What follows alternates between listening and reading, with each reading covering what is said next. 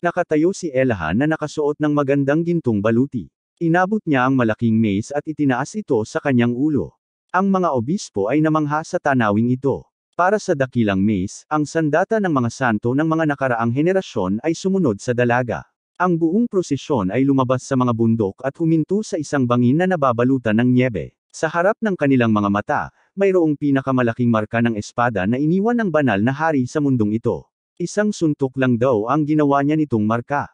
At ang mga bakas ng paa na nakaukit sa bato ay ang iniwan ng mga santo habang isinasagawa ang seremonya ng succession. Kaya ngayon ay turn na ni Elahan na bumaba sa kasaysayan bilang isa sa pinakamalakas na santo. Sa kabila ng malakas na bugzo ng hangin at blizzard, ang batang babae ay tumungo pababa sa nyebe na Dalasdays. Naisip niya kung ano ang ibinigay sa kanya, na ang bida ay aktibo. 6 na buwan pa ang Oracle Day, at marami na siyang nagawa para sa ikabubuti ng komunidad. Naisip ni Elahan na kapag naging opisyal na siyang santo, hindi niya gagawing mamula ang bida. Hindi na makapaghintay ang dalaga na malaman kung gaano katapang at tapang ang bagong gawang bayani. Kaya't nagpasya siya na kailangan niyang maging isang santo na magiging ganap na masunurin sa kanya.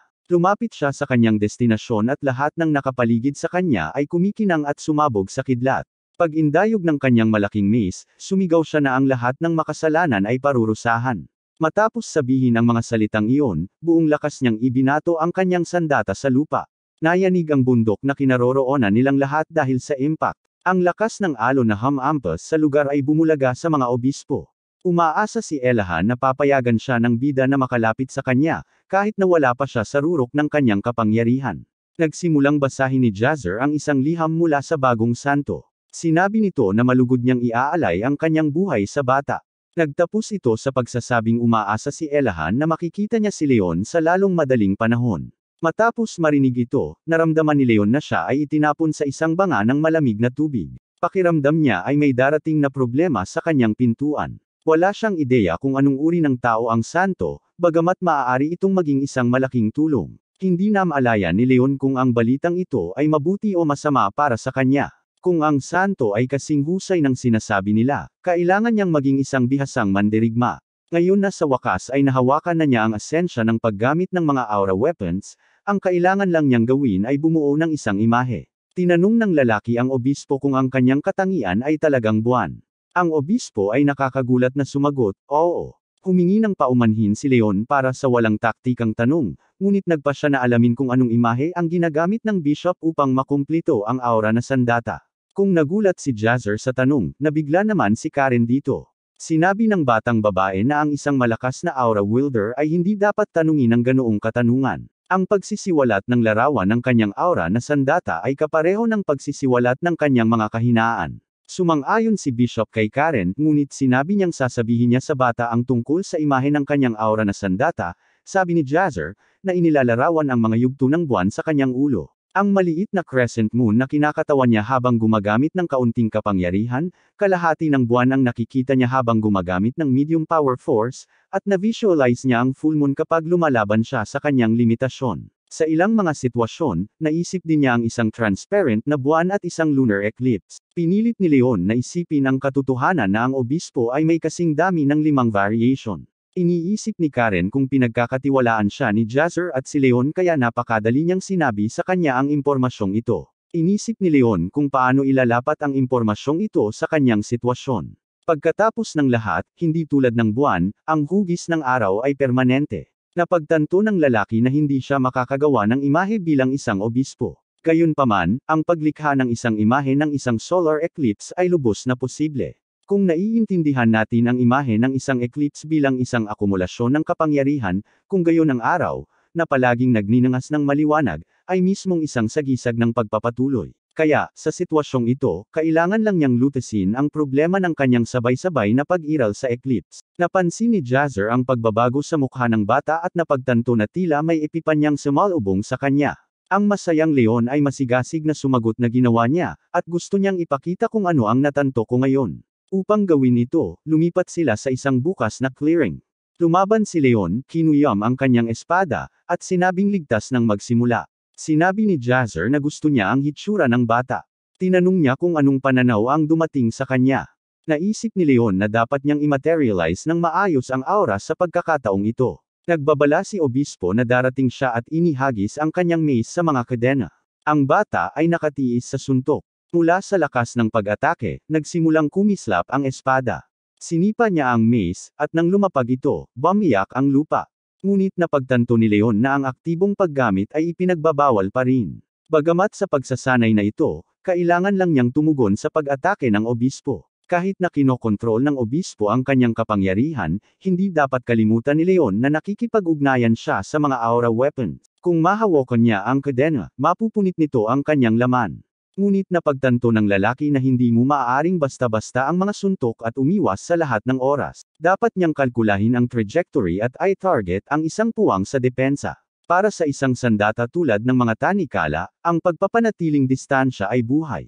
Kung lalapit si Leon, maaari niyang harangan ang kalahati ng tech. Ngunit una at pinakamahalaga, ang lalaki ay kailangang magkaroon ng oras upang maiwasan ang suntok. Ito ay medyo mahirap gawin, dahil ang mga kadena ay nakapalibot kay Leon sa lahat ng panig. Tinanong ni Bishop ang bagong gawang bayani kung kaya niyang iwasan ang pag-ataking ito. Si Leon mismo ay hindi napagtanto kung gaano ito posible. Napunta siya sa isang mas matatag na posisyon at nagpa siya na isantabi ang kanyang mga pagdududa. Dapat niyang, sa lahat ng paraan, magawa ang gawain sa kamay. Inipon ni Leon ang kanyang lakas at napasigaw mula sa pagsusumikap. Nagulat si Jeezer sa kanyang nakita. Ginamit ng batang lalaki ang pagpaparami ng espada ng dakilang oso. Naaninag ni Leon ang solar eclipse sa kanyang ulo. Nakatulong ito sa kanya na matagumpay na makatawag ng aura na sandata at ipakita ang eclipse sword. Ang unang bagay na pinupuntirya ni Leon ay ang pangalawang pamamaraan ng mahusay na pamamaraan ng Kalisha, si Marak.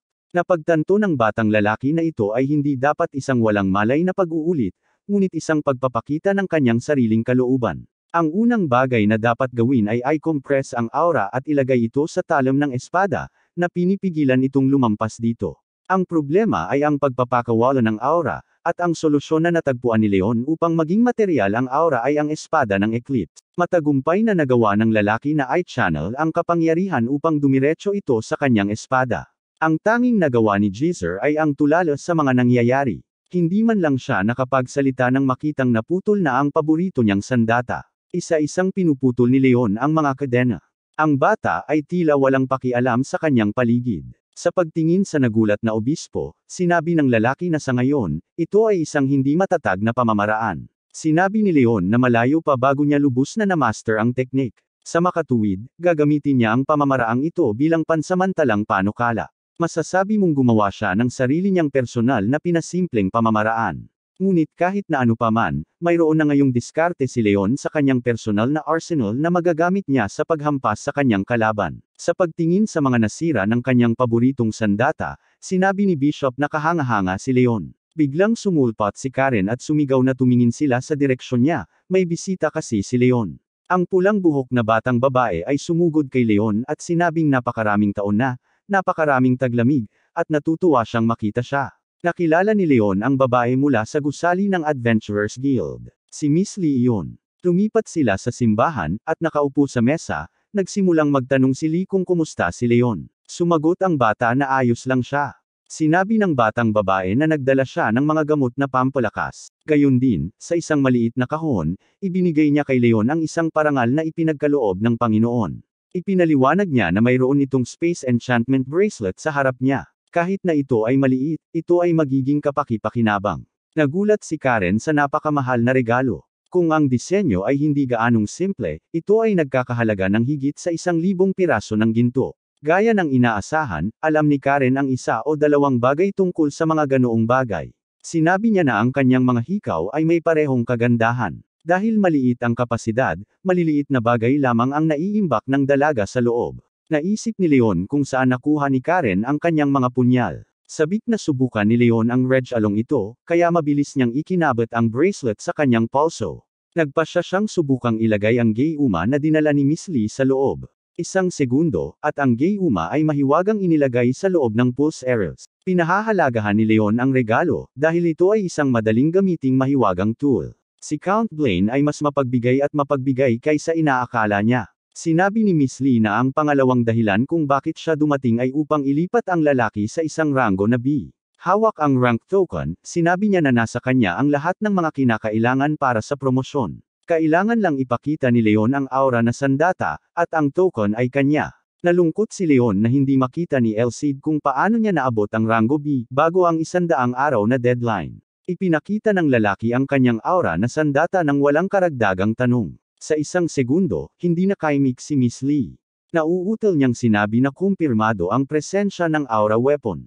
Hindi makapaniwala si Leon na may hawak siyang rank B token sa kanyang mga kamay. Naalala niya noong nasa academy siya, hindi niya pinangarap na maging adventurer ng ganoong rango. Nagsimulang batiin ni Gisar at Karen si Leon sa kanyang promosyon sa isang boses. Inanunsyo ni Miss Lee ang huling layunin ng kanyang pagbisita. Natanggap na raw nila ang kahilingang hinahanap ni Leon. Tinitigan ng batang lalaki ang dalaga nang hindi maintindihan. Na may pag-asa sa kanyang mga mata, tinanong ni Miss Lee kung hindi magkakaroon si Leon ng mga tungkulin sa seguridad ng guild. Walang sagot si Leon, dahil hindi yon ang eksaktong plano niya. Sinabi ng batang babae na ang trade caravan ay patungo sa Titanium Mountains. Pansamantalang stopover lang si Blaine. Sa sandaling mapunan ang mga probisyon, siya ay papunta na. Sinabi ni Miss Lee na sa pamamagitan ng pagsasamantala sa kanyang posisyon, nagawa niyang magukit ng isang lugar para kay Leon sa caravan. Nang marinig na iisa lang ang upuan, napahiya si Leon. Lumingon si Karen at binigyan siya ng masamang tingin. Sinabi ng bata na hindi niya alam noon na may mga gustong sumunod sa kanya. Upang ayusin ang problemang ito, bumaling si Leon sa obispo, na may matibay na kaugnayan sa guild. Hanggang sa nakatanggap ng tugon mula sa guild, nagpatuloy sina Leon at Karen sa pagsasanay ng husto.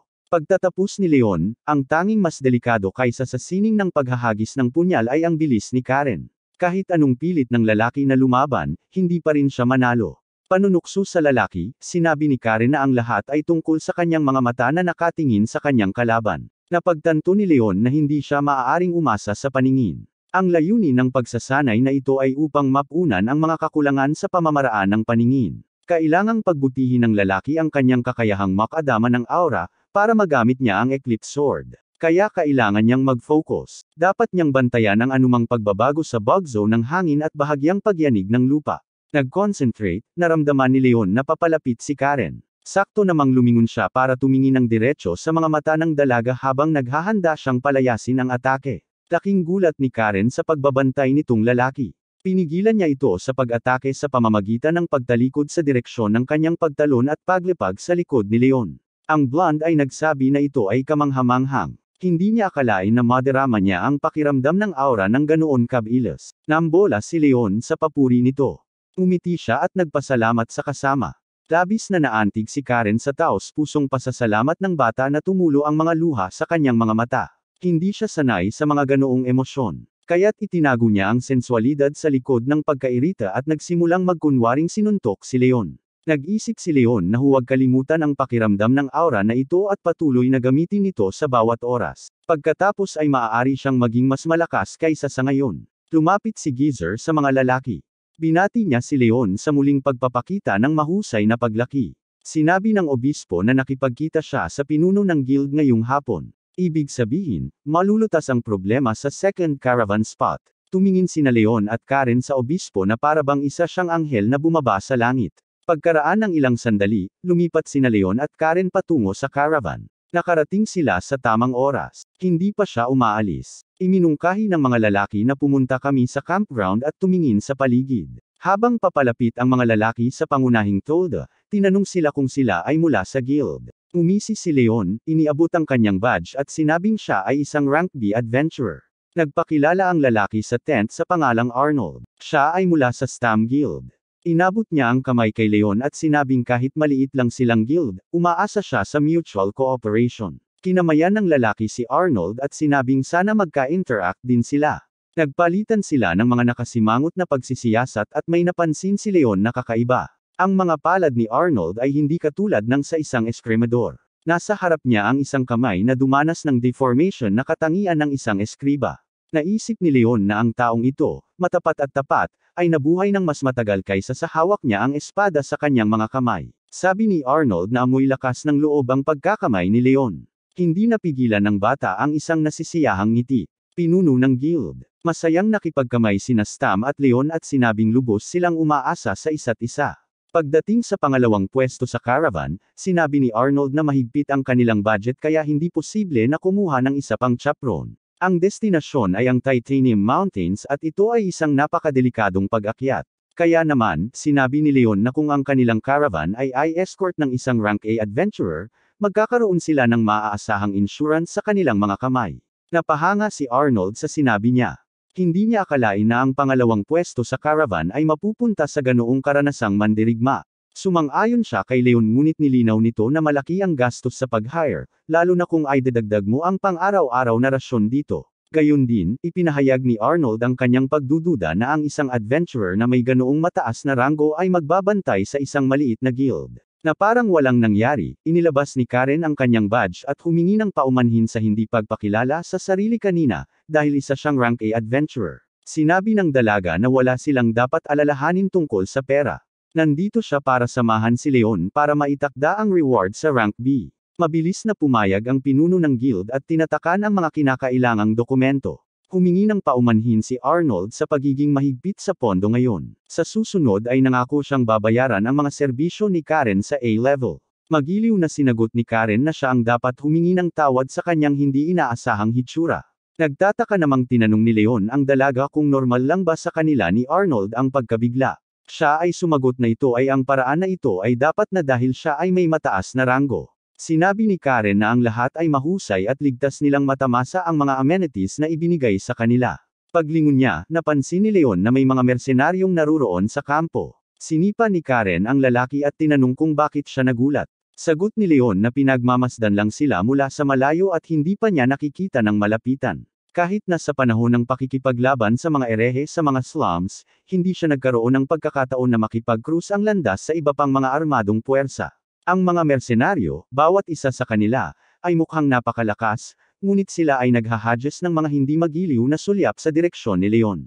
Ipinaliwanag ni Karen na ang mga mersenaryo ay may mga pagkiling laban sa mga adventurer, ngunit ang lahat ay magiging maayos hanggat ang magkabilang panig ay hindi mag-udyok sa isa't isa. Tumabi si Leon at tumingin sa balangkas ng lungsod. Napagtanto niyang magpapalam na rin siya kay Blaine. Pagkaalis niya sa birdcage na tinatawag na academy, maraming nangyari sa kanya sa lungsod na ito. Biglang napagtanto ni Leon na kahit na mabura sa alaala ang ibang lugar, tiyak na mahirap kalimutan si Blaine. Kung maaari, gusto ng bata na umalis pagkatapos ng paggising ni Elcid, ngunit ang mga trade caravan ay bihirang tumungo sa Titan Mountains, kaya dapat kunin ang pagkakataon. Napagtanto din niyang hindi niya kayang umasa ng mag-isa si Elcid. Hindi nararapat para sa bayani na tumayo ng walang ginagawa sa kawalan ng kanyang tagapagturo. Pumasok sina Karen at Leon para magpaalam sa bishop. Binasbasa niya sila sa kanilang paglalakbay at binati sila ng swerte. Lubos na nagpasalamat si Leon kay Jesus sa lahat ng ginawa nito para sa kanya. Sinabi ng obispo na siya ang dapat magpasalamat. Kung hindi dahil sa nakamamatay na pagkikita nila, hindi na mapipigilan ang mananakmal sa lungsod. Inilahad ng obispo ang kanyang kamay sa batang lalaki, kung saan may isang uri ng medalyon, at sinabing gusto niyang ibigay ito sa kanya. Ipinaliwanag ni Jesus na ang kwintas na ito ay nagtataglay ng sagradong kapangyarihan. Maaari itong gamitin para sa mga layunin ng pagpapagaling, ngunit makakatulong din ito sa mga sitwasyon kung saan mahirap alisin ang tibak. Nagpasalamat si Leon at agad na sinuot ang regalo. Ngayon na si Elcid ay natutulog, ito ay magiging lubhang kapaki-pakinabang. Sinabi rin ng obispo na kung ipapakita mo ang medalyon sa pinakamataas na pamunuan ng simbahan, maaari mong ipatawag ang Knights of the Order of the Iron Castle. Hindi makapaniwala ang lalaki na mayroon na siyang ganoong bagay. Pinayuhan ni Jesus na gamitin ng mabuti ang kwintas, dahil isang beses lang magagamit ng hindi nagmamay-ari ang feature. Tiningnan ni Leon ang reg along ito at napagtanto na maaari itong magamit upang pakilyusin ang mga puwersa ng utos. Kahit na ang pagpapatawag ay disposable, mahirap maglagay ng presyo sa item na ito. Nang bumalik ang mga lalaki sa kampo, magiliw silang inanyayahan ni Arnold na mag-almusal. Pagdating nila sa mesa, nakita nila ang saganang sari-saring pagkain. Mukhang hindi limitado ang budget ng guild na ito. Nagulat si Leon sa kasaganaan ng mga treat na ito at sinabing hindi siya dapat nag-abala pa. Panunukso sa bata, inisip ni Karen kung hindi pa ba siya tinatrato ng ganito. Para siyang mahuhulog sa ilalim ng lupa sa kahihiyan. Ibinato ng dalaga ang isang sulyap sa likuran ni Leon at sinabing baka magkaroon sila ng kaunting gulo. Tumingon ang bata para tingnan ang ibig sabihin ni Karen. Nakita niya ang masamang tingin na ibinabato sa kanila ng mga mersenaryo. Nakangiting inisip ni Leon na maaaring hindi lang gaanong gulo, ngunit higit pa sa sapat. Sinabi ni Karen na may mga tao sa kampo na nagsawa na sa kanila. Laking gulat ni Leon sa balitang ito, dahil unang beses niyang nakita ang mga taong ito sa kanyang buhay. Pagkaraan ng ilang sandali, umalis na ang caravan. Nakaupo sa isa sa mga bagon, sinabi ni Leon kay Karen na hindi niya inaasahan ang paggalaw ng ganoon kabilis. Sinabi ng batang babae na ito ay tungkol sa 2 kabayo na humihila ng katawan na may nakaukit na spell. Ang magaan na spell ay isa sa mga pinakakaraniwan at kapaki-pakinabang na spell. Ito ay mura at maaaring gamitin sa mahabang panahon, ngunit mayroong isang downside sa spell. Kapag ginamit sa mga bagon, nagiging hindi matatag ang mga ito sa mga shocks. Sa makatuwid, kapag umakyat sa Titan Mountains, kailangan itong patayin. Sa paglubog ng araw, huminto ang caravan sa isang clearing kung saan napagpasyahan na gumawa ng kampo. Iminungkahi ni Leon na bumaba si Karen sa bagon at tumingin sa paligid ng kaunti. Pagod na sabi niya na ayaw niya talagang pumunta kahit saan. Humiga siya sa sahig, nagtalukbong ng kumot, at sinabing hindi pa siya gutom, para mamasyal mag-isa ang lalaki. Binalaan siya ni Karen na tawagan siya kung may nangyari. Bumaba si Leon sa kariton at nakitang magulo ang buhay sa paligid niya. May nagluluto ng hapunan, may nagpapakain sa mga kabayo. Nang makita kung gaano kahusay ang buong guild na nagtutulungan, napagpasyahan ni Leon na ang lahat ng mga taong ito ay nagtutulungan sa mahabang panahon. Habang lumilingon-lingon ang lalaki, nilapitan siya mula sa likuran ng 3 mersenaryo na halatang hindi pala kaibigan. Hulaan ni Leon na kung mag-isa lang siya, may susando sa kanya. Tinanong niya kung ano ang negosyo ng mga lalaki sa kanya. Ang red-haired mercenary grudgingly remarked that the guy sounds like he was some kind of employer. Walang pag-aalinlangang sumagot si Leon na kung iyon ang pasya nila, kung gayon siya ay talagang mukhang isang superior. Nagalit ang taong pula at sinabing si Leon ay kumikilos na parang importanteng ibon dahil naglalakbay kami na may rango A na adventurer. Nainas ang bata sa ganitong pag-uugali. Nag-iisang sumugod sa kanya ang mga mersenaryo kaya't halatang sila ang nagyayabang ng kanilang lakas. Naiinis daw si Leon na ang kanyang kakayahan at karanasan ay minamaliit ng ilang sipsip at kailangan niyang tiisin ang ugali na iyon. Napalunok ang lalaking pula ang buhok sa mga salitang iyon. Humakbang ang mersenaryo palapit kay Leon at halatang gusto nitong makipagsabayan ng lakas sa bata. Ngunit pagkatapos ay isang boses ang tumawag sa mga lalaki, na humihimok sa kanila na itigil ang pagkilos. Tanong ni Karen, kailan lang nag-aaway ang mga malalaking lalaki sa salita? Iminungkahi ng dalaga ang isang tunggalian kung nagdududa sila sa lakas ni Leon. Namangha ang mga lalaki na ang isang babaeng katulad ni Karen ay may ranggo na A. Nagbabantang tanong ng dalaga, akala ba talaga nila dahil kakampi siya ni Leon ay makikialam siya sa tunggalian? Sinabi ng isa sa mga mersenaryo na kung handa ang blonde na magbigay ng patas na paghusga, nais niyang labanan si Leon. Matamis nang umiti si Karen at sinabing masisiguro niya ito. Nilainggan niya ang lalaki at tinanong kung papayag ba itong makipag-away ngayon. Sinabi ni Leon na siya ang lahat para dito. Napagtanto niya na eksaktong nangyayari ang mga pangyayari gaya ng sinabi ni Karen. Kung ang mga mersenaryo ay may pagdududa sa kanyang lakas, kailangan niyang turuan sila ng leksyon. Sa pagtatapos ng araw, ito ay tungkol sa mga kasanayan. At kapag nakita sila ng mga mababaw na lalaki na ito, lahat ng chismis ay titigil. Tiningnan ng bata ang kanyang holy sword mark at inisip kung ano ang sasabihin ni Elcid sa kanya ngayon. Naalala niya ang sarkastikong espiritong iyon at nagpasya na mas mabuting hindi na malaman ang kanyang opinyon sa bagay na iyon. Ang mga kalaban ni Leon ay mga veteranong mersenaryo ng rango B. Gayunpaman, ang bata ay halos 100% sigurado na siya ay mananalo sa laban na ito. Ang alitan sa pagitan ng mga mersenaryo at adventurer ay isang matagal ng problema. Naisip ni Leon na siguradong naiinggit sa kanya ang mga mersenaryo. Kung tutuusin, siya ay isang rookie, ngunit siya ay nagtatrabaho na kasama ng isang magandang A-rank adventurer. Samantala, walang pag-aaksaya ng segundo, nagsimula na si Karen sa pagtaya sa nalalapit na laban. Napagtanto ni Leon na nagdeploy na ng sariling palaruan ang dalaga. Inanunsyo niya ang labanan sa pagitan ng isang B-rank na mersenaryo at isang adventurer. Nang lapitan siya ng pinuno ng guild, hinikayat niya itong tumawad din. Napaka-misteryosong nilapitan ni Arnold ang dalaga at ibinulong dito ang pangalan ng paborito nito. Gusto ni Leon na iikot ang kanyang mga mata sa showmanship. Malinaw na kung sino ang tataya niya. Sa hiyawan ng mga tao, inihayag ni Karen ang pagsisimula ng tunggalian. Sa isang dulo ng clearing ay nakatayo ang adventurer na si Leon. Sa kabilang banda ay isang kinatawan ng Hansen Steel Claws Mercenary Unit. Inihayag ng batang babae na ipinagbabawal ang mga direktang hit mula sa mga armas ng aura. Gayun din, ang mga armas na hindi nabanggit ay ipinagbabawal.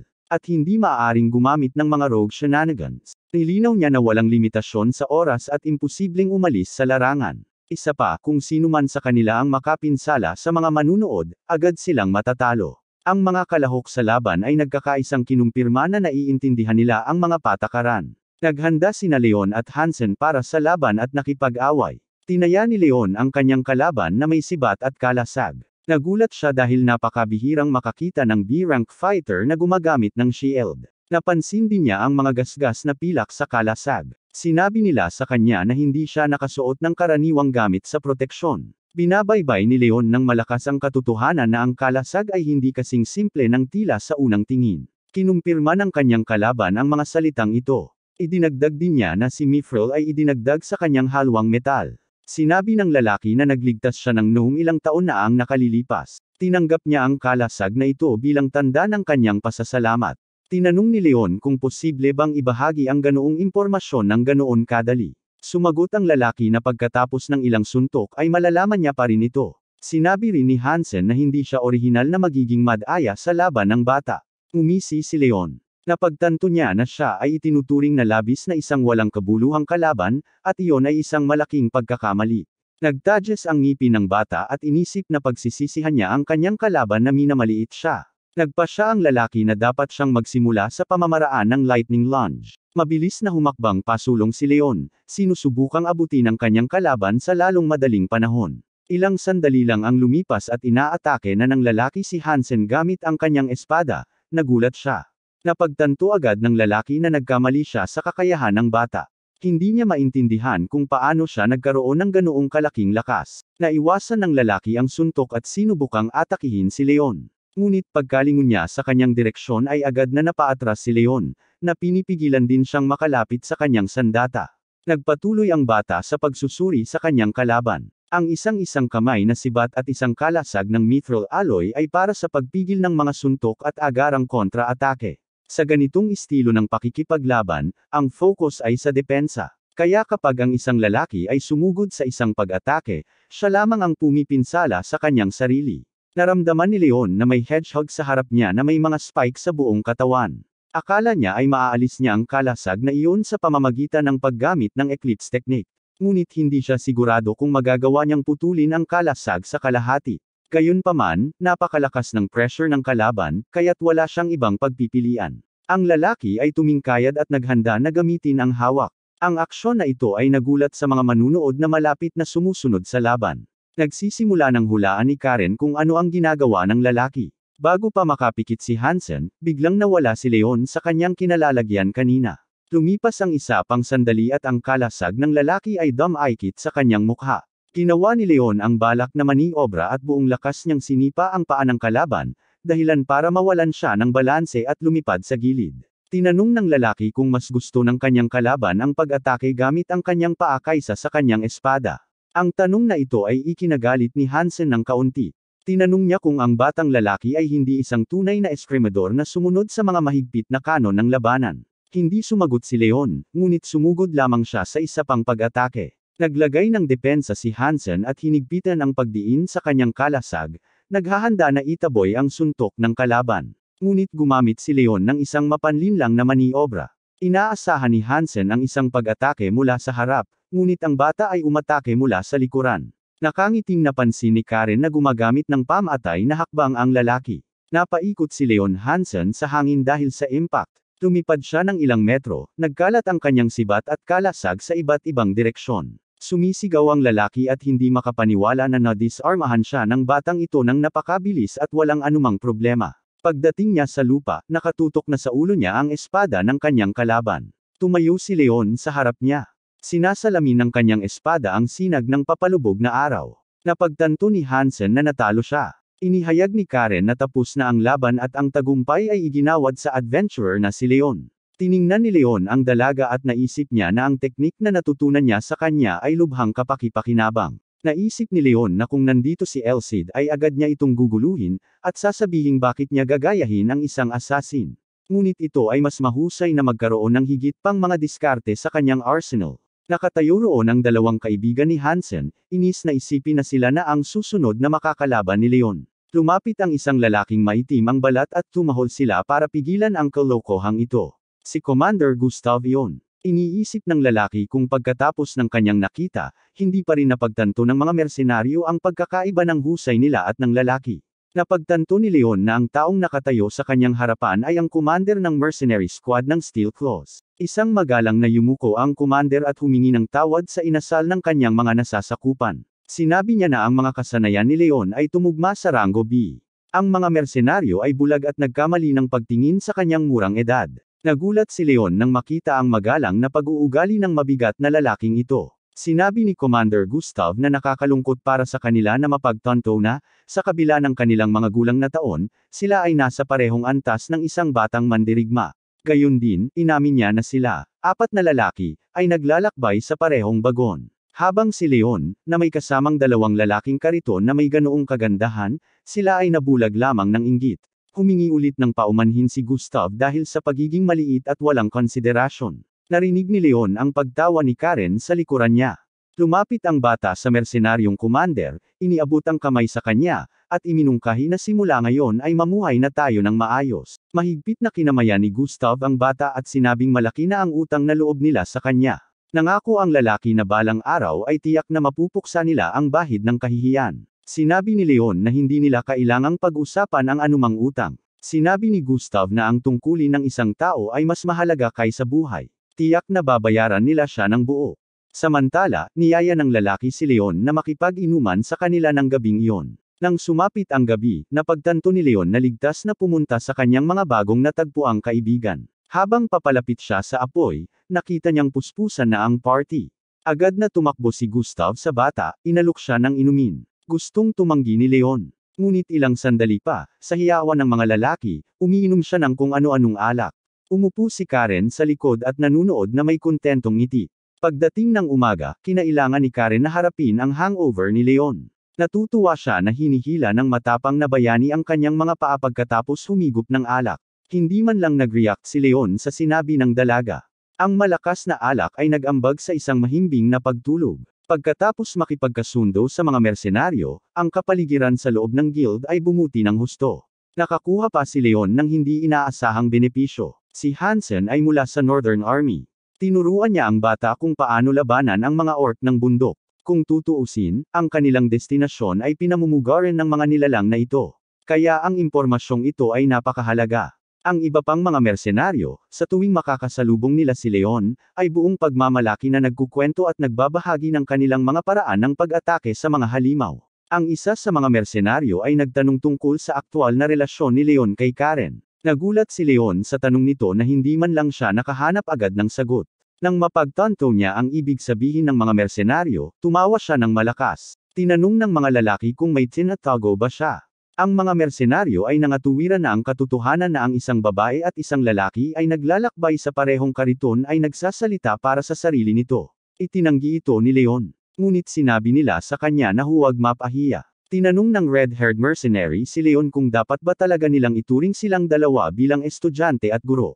Napansin ng lalaki na halos magkapareho ang kanilang mga galaw, ngunit nakipag-usap sila ng walang anumang espesyal na seremonya. Kaya hindi malinaw kung sino ang namamahala. Naalala ni Leon na ang pangalan ng lalaking pula ang buhok ay Hamel. Siya ay dating forest ranger, kaya't mayroon siyang mahusay na mga kasanayan sa pagmamasid. Pagkatapos ng lahat, napansin niya ang mga karaniwang tampok sa mga paggalaw. Ipinaliwanag ng lalaki sa mga mersenaryo na sila ni Karen ay nagbonding sa magkasanib na kahilingan. Hindi ito ang uri ng relasyon na ipinahiwatig ng mga lalaki. Natutulog, narinig ni Karen ang isang pag-uusap malapit sa kanyang bagon. Tinatanong ng mga lalaki si Leon kung hindi pa rin ba siya tinamaan. Sinabi ng bata na mali sila. Nang suriin ni Leon ang pag-uusap, napagtanto niyang may kasama siyang isang nangungunang adventurous. Kaya mula sa labas, maiisip ng isa na kailangan niya ito para sa kaganhawahan. Akala niya ay napagkakamalan siyang bata na akala niya ay wala lang, kaya nagtago siya sa likod ng palda ng isang babae. He didn't deserve that opinion of himself, kaya hindi siya dapat mag-relax kahit isang segundo. Sa pagtingin kay Gustav na dumaraan, napagpasyahan niyang gugulin niya ang bawat sandali sa kanyang kalamangan. Napatayo si Leon sa kanyang upuan at nagpasyang makipag-espadahan sa mersenaryong commander. Ang mga taong dumaraan ay nagsimulang magdaldalan tungkol kay Leon na walang takot na hinahamon si Commander Gustav sa isang tunggalian. Sabi ng commander, malakas talaga si Leon. Walang paraan na inaasahan ng lalaki na kakayanin niya ang kanyang direktang pag-atake. Dumura ng dugo, sinabi ni Leon na halos hindi siya makatayo. Tinanong niya kung marami ang maaaring mag-react gaya niya. Sumagot ang commander na hindi siya gumamit ng anumang gimmick, nagpasya na lang siyang tamaan ng buong lakas. Ngunit walang ideya si Gustav na hindi makakaiwas si Leon, ngunit gagawin ng suntok para sa kanyang sarili. Napaupo ng mabigat sa lupa, ngumiti si Leon at sinabing medyo nabigurin siya. Natatawang sabi ni Gustav na habang tinitignan niya si Leon ay mas nagustuhan niya ito. Nagpasya si Leon na ang pagtugon sa lakas ng may lakas at bilis ng may bilis ay isang hanggal na taktika. Sa totoong laban, pupugutan na sana siya ng ulo dahil hindi pa siya nakakapasok sa defensive stance sa oras. Nagpasalamat si Leon kay Gustav sa pakikipaglaban at sinabing ito ay isang napakagandang aral na natutunan. Ang commander ay isang kalaban na mahirap talunin kahit isang beses sa 10 laban. Sinabi ni Gustav na mabuti para sa kanya na makipag-sword sa isang manlalaban na tulad din ng lalaki. Dismayadong sinabi ni Gustav na saglit lang silang hindi makakalaban. Ang sabi niya ay makakarating sila sa kagubatan sa gabi. Hindi na kailangang gumawa ng kaguluhan, dahil lahat ng uri ng nakakainis na nilalang ay maaaring sumunod sa kanila. Tinanong ni Leon kung gaano katagal bago tumawid sa kagubatan. Sumagot ang commander na kung magiging maayos ang lahat, kakailanganin nila ng mga 3 araw. Ngunit kung may nangyaring mali, ang paglalakbay ay maaaring tumagal ng 5 o 6 na araw. Tanong ng bata, kailangan ba nilang labanan ang mga halimaw? Sumagot si Gustav na kailangan nilang labanan ang mga halimaw. Bagaman ang gayong maliit na caravan ay hindi maaaring hawakan, ito ay nagkakahalaga ng pag-alala na ang kagubatan ay may katamtamang antas ng panganib. Ang sabi ng lalaki, kapag may dumaan na katamtamang laki ng halimaw sa landas, tiyak na aatake ito. Napatingin sa kanya ang bata na may pagtataka. Sinabi ni Gustav na mayroong mga sangkawan ng mga troll sa kagubatan. Napagtanto ni Leon na kung makikilala nila ang mga halimaw na ito, hindi ito magiging madaling daan. Ipinaliwanag ng commander na ang mga adult na troll ay 4 hanggang 5 metro ang taas at kumpara sa iba pang uri ng mga halimaw, sila ay medyo maliksi. Sinabi ni Gustav na taliwas sa pagiging may-ari ng dissenting potbelly, may mga nakakaakyat ng puno. Laking gulat ni Leon. Sinabi ni Gustav na hindi kinukuha ng mga hindi pa nakakita nito. Ang mga troll sa kagubatan ay ligtas na matatawag na parang unggoy. Ang batang lalaki ay nakinig sa mga kwento ng commander na may hindi maipaliwanag na tuwa. Kahit na wala siyang alam tungkol sa mga troll, ang impormasyong ibinahagi ni Gustav sa kanya ay hindi pangkaraniwan. Natutunan ni Leon ang maraming kapaki-pakinabang na bagay. Halimbawa, ang mga troll na iyon ay umaatake sa mga grupo at maaaring gumamit ng mga goblins o orc bilang mga subordinate. Kinagabihan, ibinalita ni Arnold na papasok na sa gubat ang caravan. Nanawagan siya sa mga namumuno sa seguridad na masigasig na gampanan ang kanilang mga tungkulin. Naisip ni Leon na pagkatapos na dumaan sa nakakainip na kapatagan, sa wakas ay mapupunta siya sa isang kagubatan kung saan nakatira ang mga halimaw. Napagtanto ni Leon na oras na upang tumutok at bumaba sa negosyo. Natuwa rin si Karen at sinabing oras na para magtrabaho. Napansin niya ang matinding tensyon ng bata. Ang katwiran niya ay nasa kakahuyan sila at hindi mo alam kung saang punto magpapakita ang kalaban. Pinapanatag siya ng dalaga sa pagsasabing malamang bukas ng hapon ay makikita ang mga bagay na iyon. Sinenyasan siya ni Karen na magpahinga at magpahinga na lang. Napagpasyahan ni Leon na dahil sinabi ni Karen, maaaring hindi siya umidlip ng ilang sandali. Hindi pa siya nakaka-recover sa pakikipaglaban kay Kapitan Gustav. Napagtanto niya na bago ang labanan sa mga halimaw, kailangan niyang linisin ang sarili. Tahimik na gumalaw ang caravan sa kahabaan ng kalsada ng kagubatan, ngunit isang biglang ingay ang pumutol sa katahimikan. Si Karen ang unang nakarinig nito at agad na naalarma, nagising si Leon. Nakasakay si Hamel sa bubong ng isa sa mga bagon. Pinakinggan niyang mabuti ang paligid. Pagkatapos ay may naamoy siya at agad na alam ang gagawin. Tinutukan ng mapula ang buhok gamit ang kanyang pana at naglunsad ng palaso sa langit. Nang tumama ang arrow sa target, may kumikislap na bagay, na nagpapaliwanag sa espasyo sa paligid nito ng maliwanag na liwanag. Ito ay isang pag-atake ng malalaking berdeng nilalang. Ang mga duwende ay papalapit sa kanila sa isang malaking nagkakagulong mga tao.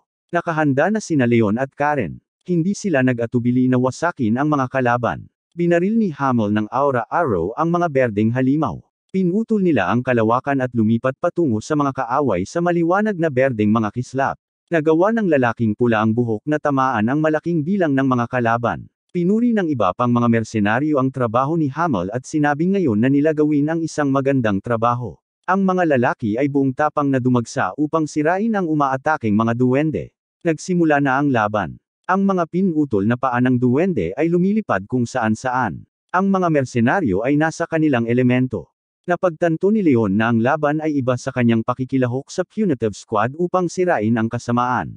Doon, pinupunit niya ang mga kaaway, umaasa sa kanyang sariling kakayahan.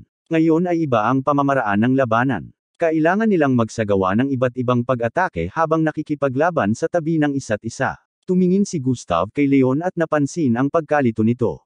Mukhang hindi sigurado ang lalaki, kaya tinanong ng mercenary commander kung ito ang kanyang unang pagkakataon sa isang labanan ng ganitong kalikasan. Nang tumingin sa kanya ang bata sa kanyang nalilitong tingin, napagtanto ni Gustav na kailangan niyang suportahan siya kung ayaw niyang mawala ng ganoong manlalaban. Ang isa sa mga duwende ay papalapit kay Leon mula sa kanan. Binalaan siya ni Gustav, umaasa na siya mismo ang papatay sa nilalang. Ngunit mabilis na nakipag-ugnayan si Leon at nagpasya na kailangan niyang subukan at umatake muna. Agad na lumipad ang lalaki papalapit sa dalawang duwende na handang humarap sa kanya. Matagumpay niyang naputol ang kanilang mga katawan sa dalawa, naglabas ng spray ng nakakatakot na berdeng dugo sa labas. May kakaibang naramdaman si Leon sa dulo ng espada sa impact. Nakaharap na niya ang mga duwende noong nagsanay siya kasama si Elcid sa kakahuyan, ngunit ngayon ay nakagawa na siya ng matinding suntok ng mas madali. Isa lang ang ibig sabihin noon. Ang lalaki ay naging mas malakas. Ang mga utos na patayin ang mga duwende sa mga puno ay narinig kung saan-saan. Naiulat na nawasak ang mga nilalang na umatake sa caravan. Sinabi ni Gustav sa mga mersenaryo na ginawa nila ang isang kahangahangang trabaho. Nais niyang isa-isa ang mga taong ang trabaho ay partikular na katangi-tangi, ngunit siya ay pinigilan sa pagtatapos. Isang bagong sangkawan ng mga goblins ang umatake sa kanya, ngunit matagumpay na naharap ang lalaki sa mga halimaw. Namangha si Leon sa kadalian ng paggamit ni Gustav ng isang napakalaking dalawang kamay na espada sa kapal ng kagubatan. Gusto niyang subukan ito. Nang gusto niyang umindayog ay hindi niya napansin ang mersenaryong nakatayo sa likuran niya at bahagyang napaatras. Nagalit ang mersenaryo at sinimulan niyang i-sword ang kanyang espada nang may sumigaw. Muntik daw siyang mapatalo ng lalaki. Habang lumalayo si Leon sa isang mersenaryo, natapakan niya ang balabal ng isa. Ang lalaki ay walang oras upang humingi ng tawad at nakaramdam ng clumsy. Malungkot na tumabi ang bata. Naisip niya na nakakasagabal lang siya at nakakasagabal.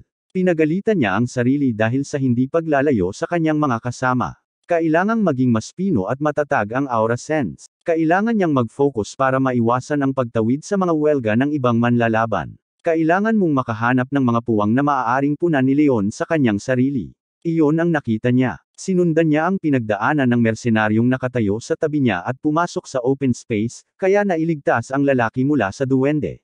Nang mapagtanto ng mersenaryo ang ginawa ni Leon, nagpasalamat siya at humingi ng tawad sa pagsigaw sa kanya kanina. Si Karen, na nakatayo sa malapit, ay ngumiti ng magiliw at sinabing lumalaki ang bata sa kanyang paningin. Pagkaraan ng ilang sandali, ang huling duwende mula sa gang na sumalakay sa kanila ay naalis. Sa hiyawan ng mga tao, inihayag ni Gustav na ang pag-atake ng duwende ay napigilan. Nakinig sina Leon at Karen habang inutusan ng commander ang mga scout na magtrabaho ng kaunti pa. Ang iba sa kanila ay maaaring pumunta sa kanilang mga bagon. Tinawag ng kapitan ng mga mersenaryo si Leon at sinabi sa kanya na may trabaho siyang magagamit. Interesado ang bata sa alok. Sinabi ni Gustav na ito ay isang troll hunt. Nagulat si Leon na tinawag siya sa isang mapanganib na gawain. Inakbayan ni Karen ang bata at pinahintulutan na may intensyon ng security squad na hulihin ang troll. Kinumpirma ni Gustav ang haka-haka ng batang babae, sinabi na napag-usapan na niya ang bagay sa pinuno ng guild. Nilinaw ng kapitan na medyo naiiba ang pakikitungo ng mga troll sa malakas at mahina. Sinabi niya na kung ang kinatawan ng A-Rang ay nagpakita ng kanyang kapangyarihan sa harap nila, sila ay tatakas ng walang pabalik-balik na sulyap mula sa lugar. Nahulaan ni Karen na iminumungkahi ni Gustav na umiwas siya rito. Nahiya naman ang kapitan, rekomendasyon lang daw. Kung hindi nagustuhan ng babae ang mungkahi, maaari silang sumuko sa ideya na hulihin ang troll. Tinanong ni Karen si Leon kung ano ang dapat nilang gawin. Hindi maintindihan ng bata kung bakit niya ito tinatanong. Ang sabi lang ng dalaga ay tungkol ito sa isang troll. Sinabi ni Karen na kung ang isang lalaki ay hindi pa nakaharap sa isa, ito ay isang magandang ideya na kumuha ng pagkakataon at labanan ang isang troll. Ang mga troll ay katamtamang laki ng mga halimaw na nangingibabaw sa lupain dahil sa kanilang mga natatanging kakayahan at pisikal na lakas. Sila ay ganap na naiiba mula sa mga halimaw na ipinatawag ng satanic na mga diskarte, kaya ito ay magiging isang kapaki-pakinabang na karanasan. Napagpasyahan ni Leon na kung siya ay inalok na makipaglaban sa isang tao na ang katawan ay higit na mataas kaysa sa isang tao at may mga kakayahan na hindi madalisay ng isang banal na tibak, kung gayon ay dapat tanggapin ng isa ang hamon. Sumang-ayon si Karen na alam niyang hindi papalampasin ng lalaki ang pagkakataong ganito. Nagsimulang tumabi ang dalaga, sinabing kontento na siya na hindi na niya kailangang personal na makisali sa mga laban. Gayunpaman, sinabi niya kay Gustav na mayroon siyang isang kondisyon. Binubuo ito ng commander na nagbibigay ng pagkakataon kay Leon na labanan ang troll ng one-on-one. Nagulat si Leon sa kakaibang kahilingang ito ni Karen, ngunit naunawaan niya na gusto nitong magkaroon siya ng kapaki-pakinabang na karanasan. Inutusan din ni Karen si Gustav na bayaran si Leon kung napatay ang troll. Sumang-ayon ang commander, sinabi na naayos na niya ang lahat sa pinuno ng guild. Sa gabi ang caravan ay lumipat sa isang tahimik na daanan ng kagubatan. Sinabi ni Leon na lampas na sa ika-4 na araw mula nang makapasok sila sa kagubatan. Wala siyang ideya kung sino ang sasalakay sa kanila sa pagkakataong ito. Ang unang pagkakataon ay ang makukulit na berdeng goblins. Sumunod sa pag-atake ay ang mga gnolls at kobolds. Walang pattern upang makalkula ang susunod na pag-atake. One way or another, napagtanto ni Leon, hindi pa sila nakakalahati sa kagubatan, at araw at gabi na silang gumagalaw. Iminungkahi ng batang lalaki na marahil ito ay mga kalokohan ng troll, at na-target nila ang lahat ng mga halimaw sa kagubatan na ito. Ang kapangyarihan ng mga nanghihimasok ay hindi gaanong banta, ngunit mahalagang mahuli ang sinumang namumuno sa kanila mula sa mga anino. Tinanong ni Leon si Karen kung posible bang matapos silang obserbahan, ang caravan ay aatakehin ng mga troll. Sumagot ang dalaga na maaaring mangyari ang ganoong senaryo. Pagkasabi pa lang ng blonde nito ay nanlaki ang mata niya sa takot at namutla ang mukha. Naririnig ni Karen na nagtatanong si Leon kung ano ang mali, ngunit nakatitig lamang siya sa malaking bato na papalapit sa karatig na bagon. Ilang sandali pa ay naipit na niya ang bagon sa lupa. Nagkaroon ng nakakabinging bitek at naramdaman ng lahat na nanginginig ang lupa sa ilalim ng kanilang mga paa.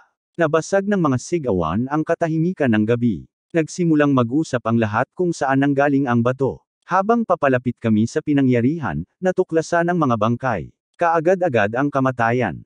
3 ang natalo nila sa isang atake lamang. May takip sa mata na nakapalibot sa isa sa mga biktima. Agad namang napagtanto ni Leon kung kanino iyon. Iyon ang mersenaryong malapit na nakalaban niya sa pakikipaglaban sa mga duwende. Hinawakan ni Leon ang natagpuang bagay sa kanyang mga kamay at ipinangako sa sarili na ipaghihiganti niya ang pagkamatay ng taong ito. Inalerto ni Karen na narito ang kanilang mga kalaban. Kailangan nilang maghanda para sa isa pang laban. Isa pang malaking bato ang papalapit sa kanila. Malamang gawa ng trolls yun. Nagsimulang magsitakbuhan ang mga tao sa gulat. Sinubukan ng mga kabayo na tumakas. Ito ay kaguluhan. Sinuri ni Leon na ang mga bato ay lumilipad mula sa 100 metro ang layo. Parang tirador na atake. Sigaw niya para mag-disperse sa lugar.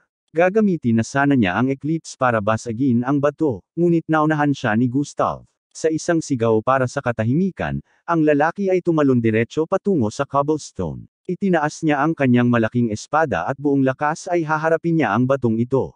Matagumpay na naisagawa ng komandante ang kanyang gawain sa pamamagitan ng pag-neutralize sa panganib. Ang mga mersenaryo ay tumingin sa kanilang ulo ng may pagmamalaki. Hindi pinapansin ang kanilang mga mukha, inutusan sila ng commander na magtipon para sa pormasayon. Kaagad na pinatahimik ni Gustav ang mga lalaki, inutusan silang kunin ang mga bagon para itago. Sinabi niya sa mga adventurer na mag-ingat sa mga halimaw na maaaring lumitaw.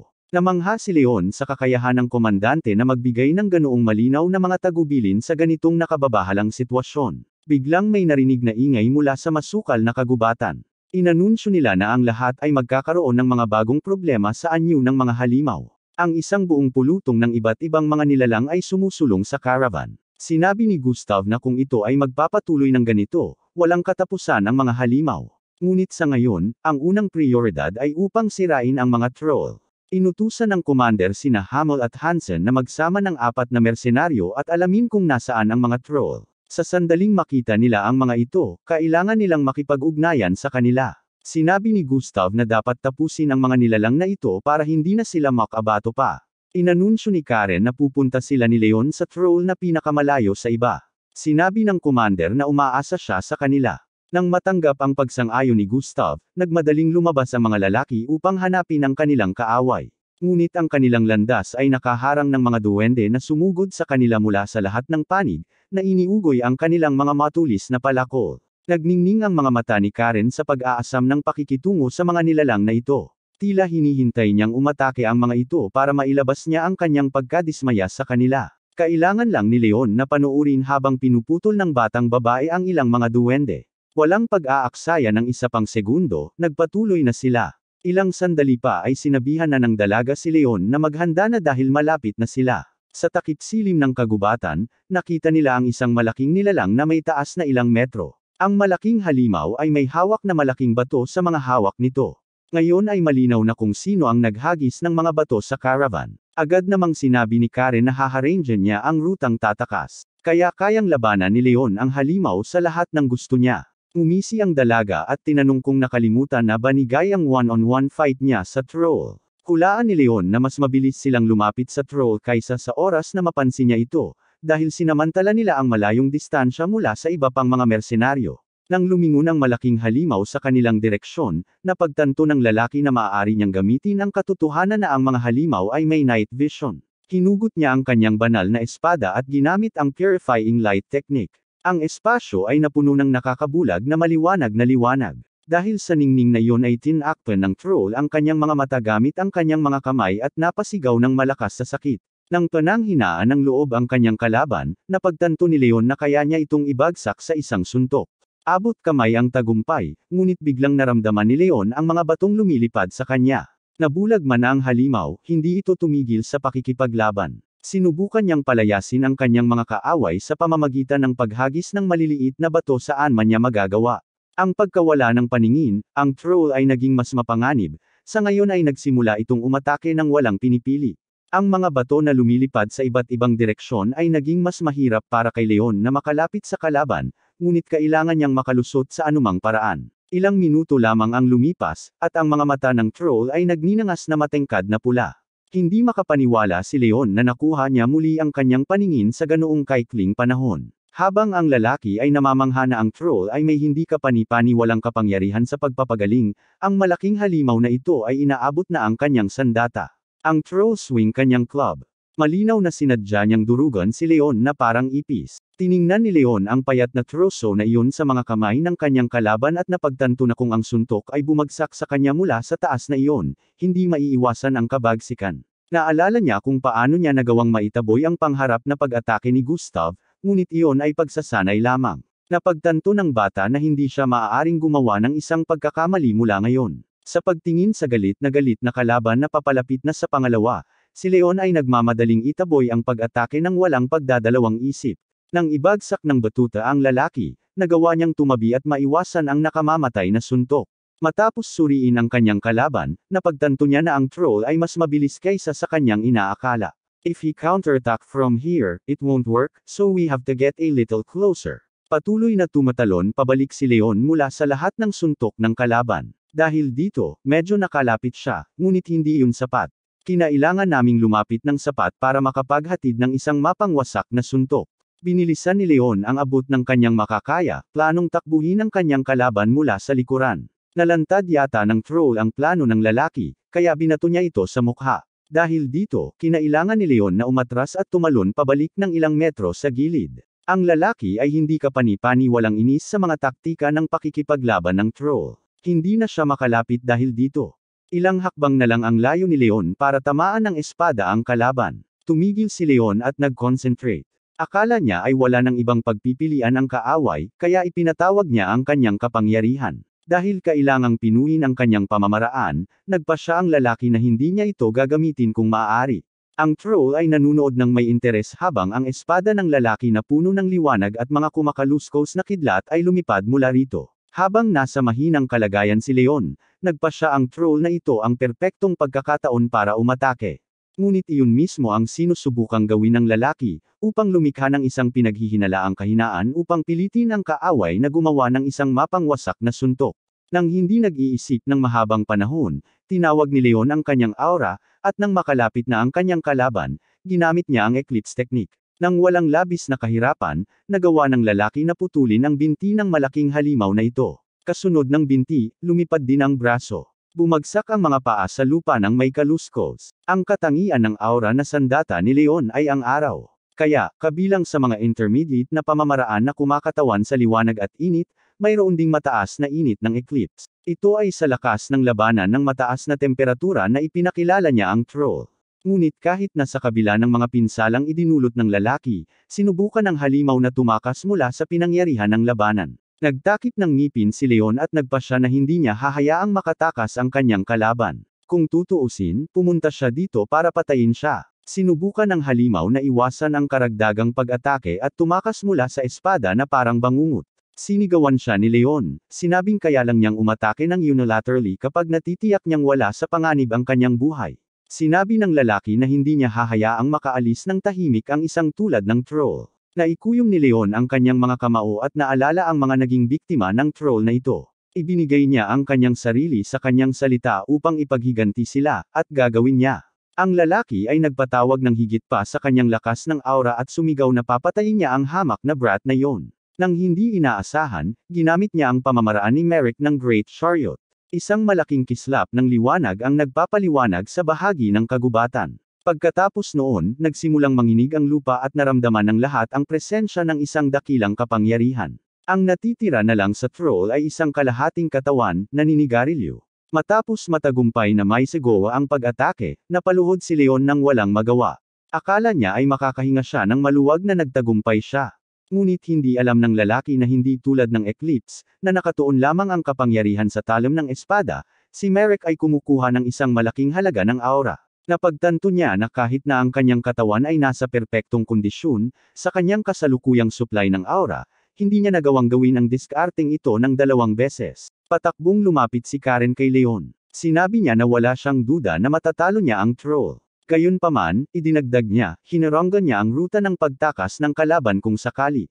Ipinagmamalaki ni Leon na naipatupad niya ng tama ang pangunahing prinsipyo ng pamamaraan ng walang tulong ni Karen, gamit lamang ang kanyang sariling lakas. At sa kabila ng katotohanan na ang pamamaraan ay hindi pa maayos na nahahasa, siya ay naging matagumpay. Babalik na sana si Happy Leon sa caravan ngunit bigla siyang nasuray-suray at hindi makatayo. Diretso siyang bumagsak sa lupa at inilagay ng nalilitong Karen ang ulo niya sa kandangga niya. Bulong ng dalaga na nahihirapan siya dahil sa huling teknik na ginamit niya. Nangako siya sa kanya na siya na ang bahala sa iba. Inilagay ni Karen ang kanyang palad sa kanyang noo at sinabi sa kanya na siya ay gumagawa ng mahusay. Pakiramdam ni Leon ay lumulutang siya sa gitna ng 1,000 kumikislap na bituin. Hindi niya alam kung kailan siya nakatulog. Napakatahimik ng pakiramdam ng bata. Matagal na siyang hindi nakakaramdam ng ganito. Biglang kinawayan ni Leon ang sarili at napagtanto niyang wala siyang dahilan para maging chill ng ganito. Habang nagpapahinga siya ay lalong lumalakas si Lion at hindi niya kayang matalo sa kanya. Natauhan si Leon at nagmulat ng mata. Tumingin siya sa paligid at napagtantong nasa loob siya ng bagon.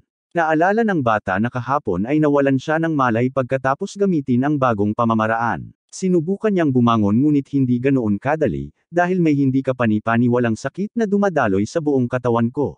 Bumalik si Leon sa pansamantalang kama at napagtanto na hindi siya gagaling sa isang araw. Naalala ng lalaki na binigyan siya ng bishop ng isang napakakapakipakinabang na bagay na nakakatulong sa mga sitwasyong tulad nito. Inalis niya ang sagradong pendant at tinignan ito ng may paghanga. Sinubukan ni Leon na gawin ang sinabi ng obispo at samantalahin ang restorative property ng suspension. Makalipas ang ilang segundo, gumaan ang loob niya. Ang palawit ay mas epektibo kaysa sa naisip ng batang lalaki. Kahit ang pagod ay nawala.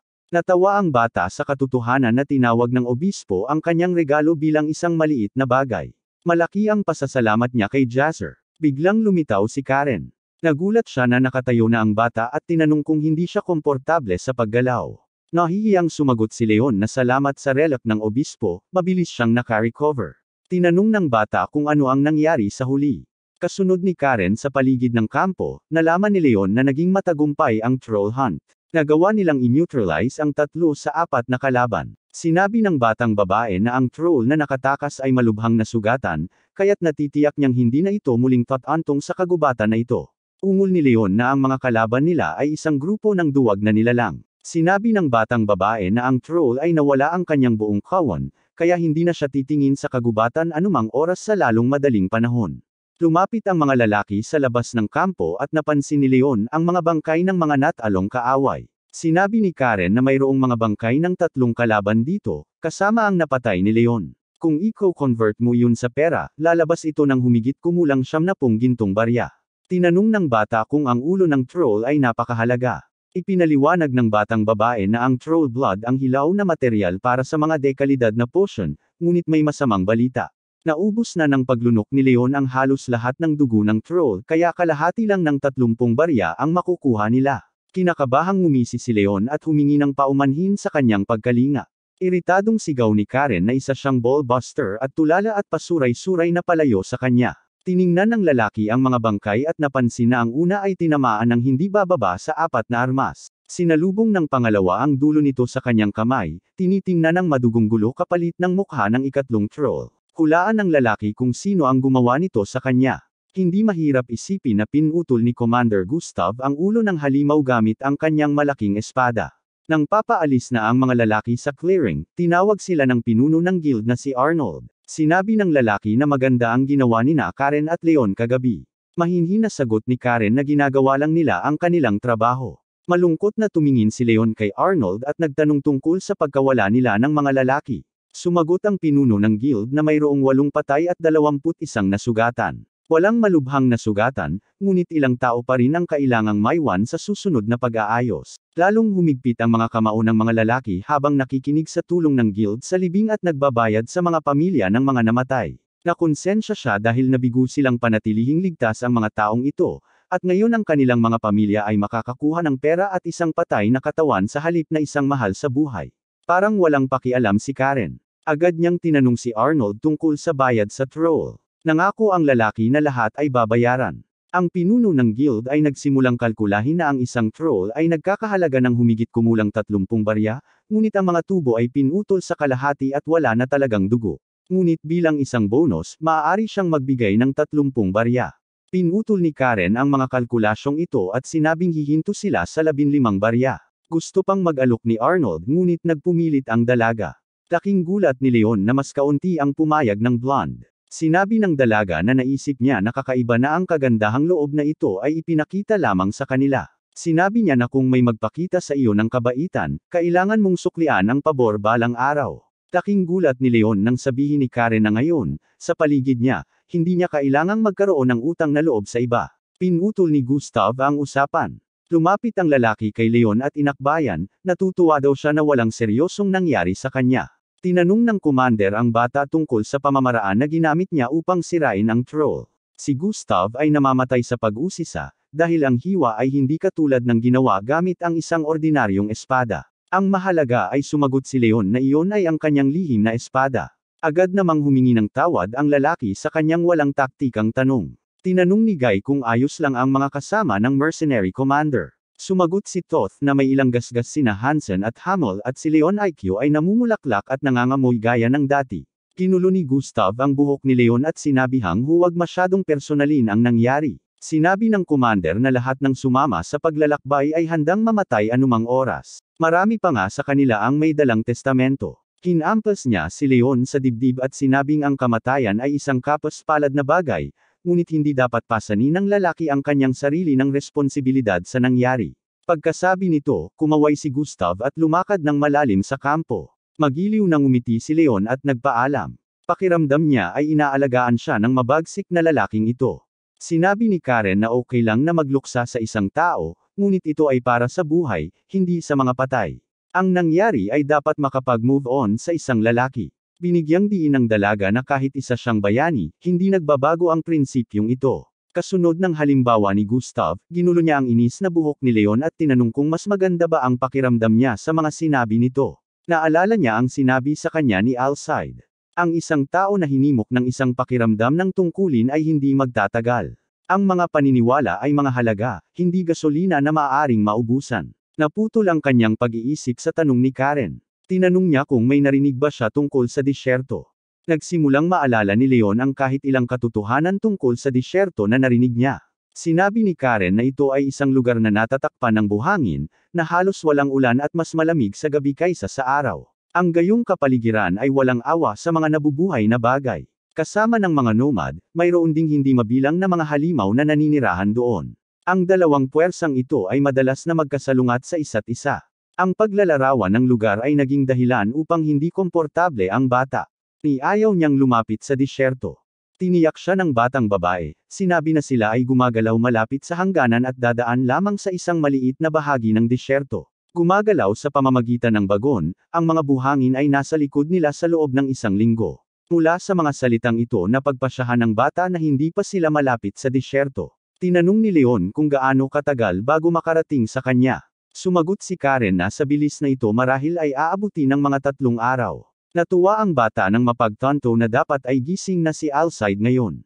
Napagtanto niyang hindi niya narinig na nag-chat siya sa loob ng 1 buwan at namiss niya ang kanyang mentor. Napalingon ako sa masayang bulalas ni Karen. Inihayag niya na sa wakas ay nakaalis na sila sa mga hangganan ng kagubatan. Itinayo ang kampo sa isang mainit na lugar ng buhangin. Ang tanging lugar na mapagtataguan sa araw ay sa isang tolda. Gusto ni Leon na gamitin ang mapa upang matukoy kung nasaan sila, ngunit ito ay nawala. Biglang nagsimulang mapuno ng enerhiya ang banal na espada at kumaluskos ng kapangyarihan. Sa isang sigaw ng saya, bumuga si Alcide sa kanyang espada. Ibinalita niya sa buong bagon na sa wakas ay nakabalik na siya. Dahil sa hindi inaasahang pagpapakita ng espiritu, napasigaw si Leon sa gulat. Nang mapagtanto ng bata ang nangyari, tumingin siya ng may init sa kanyang mga mata sa kanyang tagapagturo, na sa wakas ay nariyan para sa kanya. Tinanong ni Alcide kung bakit tumili ang bata nang makita siya. Sumagot si Leon na masyadong unpredictable ang ganoong hitsura. Sinabi ng espiritu na gusto niya munang mag-inat, dahil 1 buong buwan na ang lumipas mula noong kanyang tinatawag na pagtulog. Pabirong sinabi ni Leon na gusto na niyang bumalik sa simula ng buwan.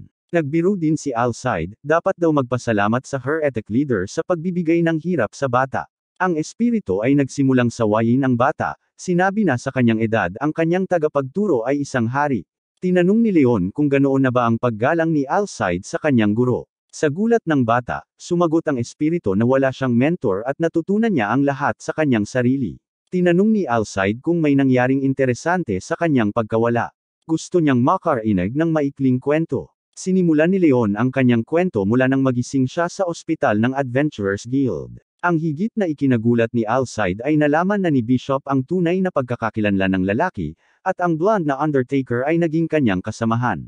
Nakumbinsi ni Leon ang diwa na maasahan ni Karen. Kahit na siya ay isang mamamatay tao, ang kanyang pagkatao ay hindi na bago. Pumayag naman si Alcide. Kung tutuusin, kung pakakawalan niya ang kanyang nakaraan, walang dahilan para patayin si Leon, lalo na't kayang tumbasan ng dalaga ang kanyang mga kahinaan sa aspeto ng karanasan at kakayahan. Tinanong din ng espiritu kung umunlad ang kakayahan ng kanyang ward ngayong buwan. Hindi nag-abala si Leon na patunayan ang anuman, sinabi lamang na maaaring suriin mismo ng tagapagturo ang kanyang pag-unlad. Hindi naiwasang mapansin ni Alcide na nagpahayag ng kumpiyansa ang bata. Pinitik niya ang kanyang mga daliri at tinawag ang screen ng characterization. Nagulat ang espiritu at si Leon sa screen. Pareho nilang hindi inaasahan na lalago ng husto ang kakayahan ng bata. Sa pagtingin sa kanyang mga estatistika, napagtanto ni Leon na nagawa niyang lampasan ang lahat ng mga estatistika ng Leon. Ngayon, isang bagong tunggalian lamang ang makakatulong upang matukoy kung sino ang mas malakas, ngunit sigurado ang bata na hindi rin naging idol si Leon sa lahat ng oras na ito. Gayunpaman, ang karanasang makukuha ng isang tao sa akademya ay limitado sa saklaw, kaya't malabong malalampasan ng blonde si Leon. Pabirong sinabi ni Alcide na baka nag-malfunction ang system. Pagkatapos ng lahat, ang paglaki ng ganoon sa 1 buwan ay isang napakagandang resulta. Pinuri ng espiritu ang lalaki para sa pagsisikap na makabisado ang Great Chariot Technique. At sa pagtingin sa mga estatistika, ipinapalagay niya na si Leon ay nakabisado ang unang hakbang. Sinabi ni Leon na lahat ito ay salamat sa pagpapakita ni Alcide sa kanya ng isang halimbawa. Gayunpaman, nilinaw niya na magagamit lang niya si Merrick sa ngayon. Sinabi ng mentor na nalampasan na niya ang kanyang mga inaasahan. Marahil ang batang lalaki ay ipinanganak na may talento sa pag-aaral. Ngunit gayunpaman, gustong isipin ng espiritu na ang gayong tagumpay ng isang pabaya na mag-aaral ay ganap na kanyang merito. Pagkatapos ng lahat, siya ay isang napakahusay na tagapagturo. Hindi nagpakipot si Leon, dahil alam niya ang pagiging sarkastiko at mapagmataas na katangian ng masamang espiritu ng espada na ito. Kinaya lang ni Leon ang sarcastic na tono ni Elsaid at sinabing hindi man lang niya alam kung paano ito pasasalamatan. Ilang sandali pa, sumangot si Elsaid at sinabing kitang-kita niya ang mga buhangin. Tinanong niya kung nasaan sila. Sinabi ni Leon na sila ay patungo sa Titan Mountains gaya ng kanilang binalak kanina. Tinanggap ng lalaki ang kahilingan ng seguridad ng guild. Sa pagtingin sa walang buhay na tanawin, sinabi ng espiritu na maganda ang lahat.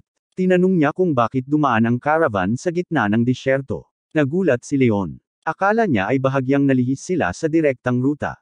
Inakala ng bata na sila ang tumatahak sa pinakamabilis na ruta. Binuksan ng lalaki ang isang mapa at sinabing ang orihinal na ruta ay sa pamamagitan ng isang bulubundukin o isang canyon. Tumingin si Elsaid sa mapa at hindi makapaniwala sa kanyang mga mata. Sigaw niya, nagtatanong kung bakit may disyerto dito. Hindi man lang naintindihan ni Leon ang tanong, dahil mahigit 100 taon na ang mga buhangin sa lugar na ito. Kinakabahang sinabi ni Elsaid na 300 taon na ang nakararaan ay isang kapatagan ang lugar na ito. Ang rehiyon ay immune sa pagbabago ng klima, kaya tila kakaiba ang disyerto na ito. Nagpatuloy ang espiritu na nagsasabi na ang gayong proseso ay hindi maaaring natural. Marahil ay sinadya ng isang tao na ginawang disyerto ang lugar. Tinanong ni Leon kung maaari.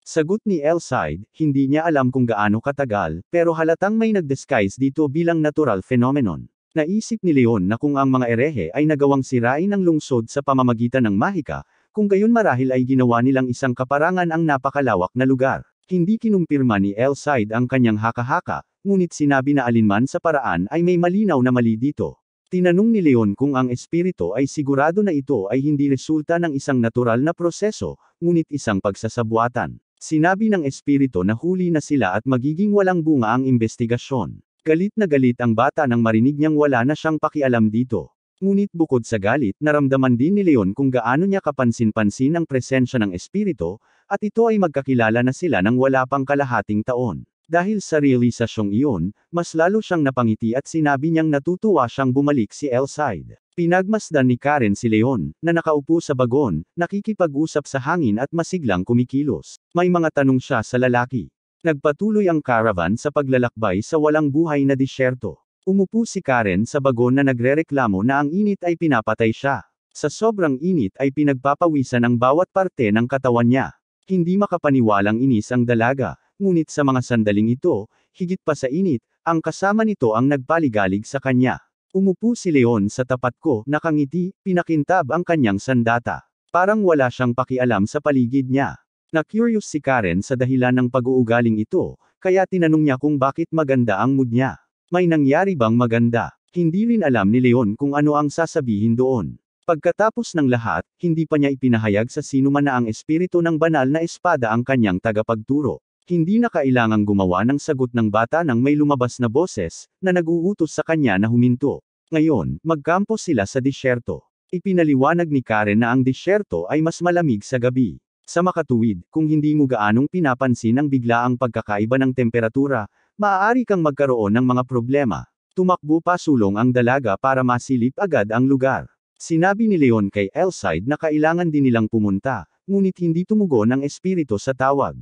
Malungkot lang itong tumingin sa tanawin sa kanilang paligid. Sinabi ni Elsaid na walang kahit isang clearing, kahit isang maliit na clearing, mula sa kanyang mga alaala sa disyerto na ito. Napagtanto ni Leon na ang espiritu ay hindi inaasahan na pagkatapos ng 300 taon, ang mga bagay ay magiging ganito.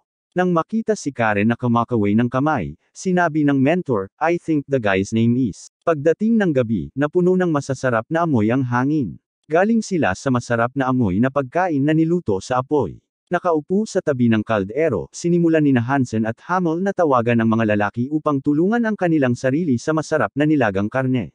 Namangha si Elsaid sa pagiging palakaibigan ng mga taong ito kay Leon. Tawa ng tawa si Karen sa mga biro niya. Para bang matagal na silang magkakilala. Palaging sinusubukan ni Commander Gustav na yakapin ang bata, at sina Hansen at Hamel ay naglalagay ng masasarap na pagkain sa kanyang plato.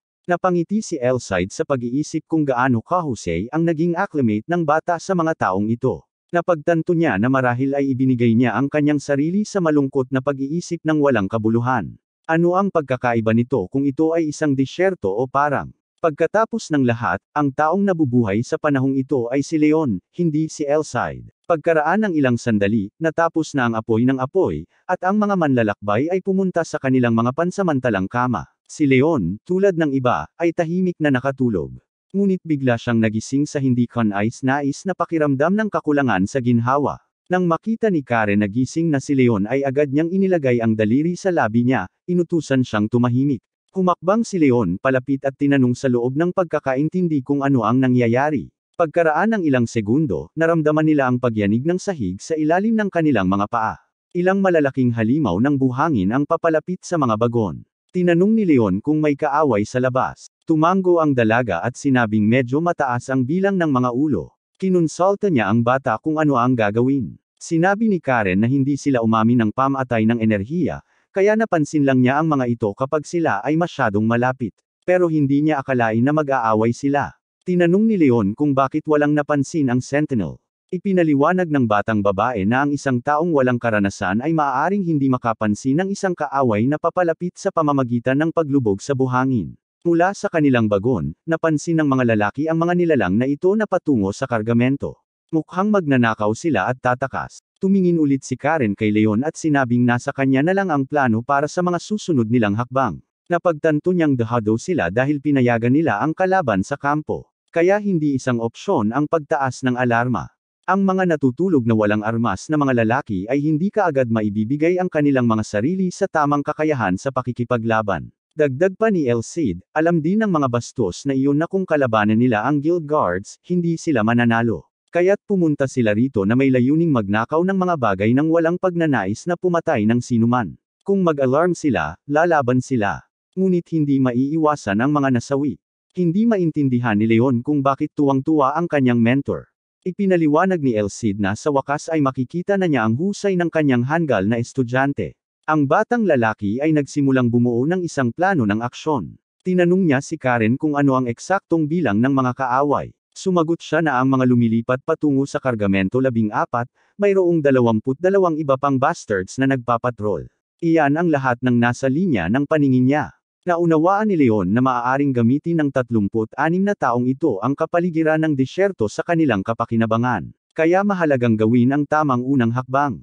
Tumingin ang lalaki kay Karen at sinabing mayroon siyang ilang ideya. Makalipas ang ilang minuto, nakaupo na si Karen sa bubong ng isa sa mga bagon, pinagmamasdan ang paparating na mga kalaban. Tinansya niya ang tilapo ng mga halimaw na ito ng buhangin at tumalon ng mataas. Inilabas ng batang babae ang kanyang matutulis na punyal sa tulong ng mga enchantment sa kalawakan at handang isagawa ang mga ito. She concentrated at channeled her power to use the aura weapon. Ang kanyang mga punyal ay nagsimulang tumama ng direkta sa mga kaaway na nasa ilalim ng suso ng buhangin. Gumapang palabas ng lupa ang mga dagwang kalaban nila na parang mga nunal sa sobrang takot. Sa sandaling iyon, lumitaw si Leon sa abot tanaw. Itinaas niya ang kanyang espada at handa nang sumugod sa labanan. Ipinatawag ng lalaki ang kapangyarihan ng kanyang aura at ang kanyang sandata ay kumikinang na may maliwanag na nagpapaliwanag sa lahat ng nasa paligid niya. Sumigaw siya sa tuktok ng kanyang boses na ang mga kaaway ay nakapasok sa kampo at pinupuntirya ang mga bagon ng supply. Ang mapayapang natutulog na mga mersenaryo at ang pinuno ng guild ay agad na nagising nang marinig ang sigaw na ito. Hindi inaasahan ng mga umaatake sa kampo na mapapansin sila. Inaasahan nilang nakawan ang mga bagon at makatakas ng hindi napapansin. Ngunit dito papalapit sa kanila ang mga galit na mersenaryo. Pinaalalahanan sila ng commander na ang proteksyon ng pinuno ng guild at ang kargamento ay nauna. Napagtanto ng mga magnanakaw na hindi nila kayang hawakan ang napakaraming kaaway. Hinahabol sila ng mga punyal ni Karen mula sa ere. Napagpasyahan na umatras mula sa kampo nang walang dala. Nakatanggap ang mersenaryo ng mga utos na huwag hayaang makatakas ang mga kaaway. Nakita ni Karen na ang isa sa mga magnanakaw ay nakapagdala ng gamit ng iba. Ibinato niya ang kanyang mga dagger sa kanya. Ngunit ang mga kaaway ay hindi kasing dali ng tila sa unang tingin. Hinarang ng isa sa kanila ang punyal ng dalaga. Ito ay isang tanawin na namangha kay Leon. Ang mga punyal ni Karen ay lumilipad sa hindi maisip na bilis na tumama sa target. Pinagmasdan ng batang lalaki at babae habang inihagis ng kanilang kalaban ang punyal at nawala sa ilalim ng lupa. Walang sinabi si Karen. Ang kanyang mga kaaway ay bihirang nakatakas sa mga pag-atake ng kanyang nakamamatay na talem. Hindi hahayaan ni Gustav na makatakas ang mga nanghihimasok. Sinigawan niya si Leon na may nakitang mga kalaban sa gilid niya. Tumingon ang bata at nakita ang maraming bakas ng paa na gumagalaw sa ilalim ng lupa ng mga magnanakaw. Tinanong ni Alcide kung oras na upang tingnan ang kanyang maling pag-uugali ng estudyante. Bumantong hininga si Leon at tinawag ang kapangyarihan ng kanyang aura. Ang espada ay kumikinang at puno ng enerhiya. Nais ng batang lalaki na magpakita ng isang bagong pamamaraan sa kanyang tagapagturo, ngunit natanto na hindi ito ang tamang oras. Kung tutuusin, kung ginamit niya ang diskarteng Big Bear Sword dito, maaari niyang tapusin ang isang dosenang higit pang mga kaaway. Ngunit ang mga umaatake ay hindi tulad ng mga ordinaryong halimaw. Bukod dito, wala sa bingit ng buhay at kamatayan ang kanyang mga kasama. Kaharap nila ang pinakakaraniwang mga magnanakaw, kaya walang saysay na patayin sila ng unilaterally. Ang mga pagdududa ng bata ay pinawi ni Alcide, na nagsabing walang anumang bagay sa kanyang pag-aalinlangan. Sinabi ng espiritu kay Leon na siya ay isang bayani, hindi isang tulisan. Kung susunugan man ang lahat sa kanyang landas o parusahan ang kasamaan sa ngalan ng hustisya, dapat niyang hanapin ang kanyang sariling paraan. Oo naman, may mga pangkalahatang pamantayan ng tama at mali, ngunit mahirap magtakda ng sarili mong mga pamantayan sa pamamagitan ng personal na pagpapasya kung sino ang parurusahan at kung sino ang hindi dapat parusahan. May pagpipilian si Leon, saksakin ang magnanakaw hanggang sa mamatay nang hindi man lang nag-iisip ng pagpapaubaya, o subukang muling turuan siya sa pamamagitan ng salita at gawa. Naunawaan ng lalaki na ang bawat desisyon ay nagmumula sa isang matuwid na puso, ngunit ang bawat tao ay may iba't ibang opinyon kung aling landas ang mas matuwid. Napagtanto ni Leon na ang kanyang sariling mga halaga ay hindi pa rin nabuo. Umaasa na lang siya na balang araw ay mahahanap niya ang sagot para sa kanyang sarili. Ang mga nahuli na magnanakaw ay nakaluhod sa harap ng mga mersenaryo na nagdala sa kanila. Inihayag ng pinuno ng guild na si Arnold na dahil sa sorpresa ng pag-atake, ninakaw ang ilan sa mga kargamento. Tinanong ni Gustav kung paano iyon. Kung tutuusin, hindi man lang nakalaban ng mga magnanakaw, tanging pagtakas lamang ang kanilang inaasikaso. Nagtataka siya kung kailan nila nagawang magnakaw ng kahit ano. Pinaikot-ikot ang matalim na punyal sa kanyang kamay, sinabi ni Karen na mayroong isang bastard na may kargada. Sa tingin ng dalaga ay iyon ang amo nila. Iniulat niya na siya ay kumikilos ng labis na nakaka-relax. Ipinagpalagay ni Karen na ang kargamento ay ninakaw bago nagsimula ang laban. Ang mga magnanakaw ay kumilos ng patago, sinusubukan na huwag ibigay ang kanilang sarili. Ngunit ang kakaiba sa dalaga ay hindi niya masabi sa hitsura nito na may ganoong klaseng kasanayan ang mga kalaban. Marahil ay gumamit sila ng ilang uri ng artifact. Lahat ng naruroon sa tent ni Arnold ay nagtataka rin kung bakit dinagsa ang mga kontrabida dito. Naisip ni Leon na kahit itago nila ang kanilang presensya gamit ang mga artifact, hindi dapat kalimutan na madaling nasalo ng kaaway na iyon ang punyal na ibinato ni Karen. Sinabi ni Arnold na ninakaw nila ang pinakamahalagang kargamento. Hiniling niya sa mga naruroon na matuntan ang mga bandido. Nag-alinlangan si Gustav ngunit hindi gumawa ng desisyon nang hindi kumonsulta sa kanyang mga mersenaryo. Tinanong niya si Hamel para sa kanyang opinyon. Sumagot ang red-haired mercenary na kung ang isa ay nagplano ng isang habulin, ang isa ay dapat na umalis ngayon din. Pagkatapos ng lahat, dahil sa likas na katangian ng disyerto, ang mga naiwan na mga truck ay mabilis na nabubura. Umalis man sila kaagad, 50% lang ang tsansa na makahabol sa mga kalaban. Sinabi ni Karen na matutuntun niya ang mga magnanakaw. Kung tutuusin, sa braso ng isa sa mga bastos, may marka mula sa kanyang sandata na dumiretso sa kanya. Ang mga mata ni Arnold ay kumikinang sa pag-asa. Aniya, kung magtagumpay ang dalaga sa pagtuntun sa mga kalaban, siya na ang bahala sa reward para sa kanya. Tinukoy ni Karen na sasama si Leon sa kanya, syempre. Kung tutuusin, kailangan niya ng mapagkakatiwalaang kasama. Idinagdag din niya na kakailanganin niya ang tulong ni G. Hamel. Agad namang pumayag ang lalaki sa kanyang kahilingan.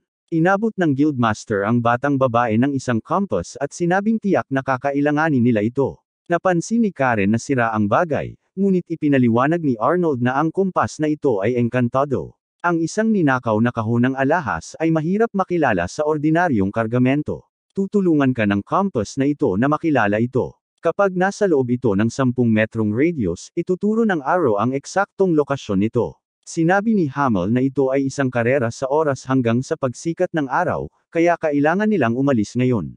Isang maliit na pangkat ng 3 lalaki, nang hindi nag-aksaya ng 1 segundo, ay nagtakdang hanapin ang nawawalang kargamento. Pinagmasdan ni Gustav ang mga lalaki at napagtanto na kung kasama nila ang isang rank A adventurer, mananalo ang pursuit squad na ito. Sa paglipat sa disyerto, biglang nakita ni Karen na mas malinaw ang landas ng nakatakas na magnanakaw. Kailangan niyang bilisan ng kaunti. Habang pinapanood si Leon na nakikisabay sa mga batang lalaki na tumatakbo sa disyerto, sinabi ni Elsid na kapansin-pansing tumaas ang stamina ng mga lalaki. Itinaas ni Karen ang kanyang kamay, inutusan ang kanyang mga kasama na huminto. Nakarating na sila sa kanilang destinasyon. Lumapit ang pursuit party sa isang malaking siwang sa mabuhanging lupa na napakalayo sa kailaliman. Paglundag doon, sinabi ni Leon na hindi man lang siya makapaniwala na may ganoong lambak sa gitna ng disyerto. Maingat na tumingin si Karen sa paligid at napagpasyahan na ang lugar ay ginawang artificial. Matagal na itong nilikha ng mga tao. Mahirap isipin kung paano nagagawa ng mga tao ang gayong behemoth gamit ang kanilang sariling mga kamay. Sinabi ng batang babae na ang mga gusaling ito ay halos 100 taong gulang na. Napansin niya ang mga inscription na nakaukit sa bato. Sila ay napakatanda na sila ay ganap na hindi nababasa. Nang marinig na ang istruktura ay 1 siglo na ang edad, isang kutob ang pumasok sa isip ng binata. Sinabi ni Elsid na naisip din niya na ang lugar na ito ang sanhi ng disyerto. Tinanong ni Leon kung ang paghuhukay ng butas sa lupa ay makakamit ang ganoong resulta. Inilibot ng espiritu ang kanyang mga mata at sinabing kung ganoon, ang lahat ng minahan sa mundo ay nasa disyerto. Ang buong punto ay ang lugar na ito ay hindi karaniwan. Ito ang sentro ng espiritual na ugat na dumadaloy sa mga parang at blades. Ngayon, gaano man ang paghahanap ng espiritu para sa mga labi ng enerhiyang iyon, wala. Ang lupa ay naging patay na lupa kung saan walang maaaring tumubo.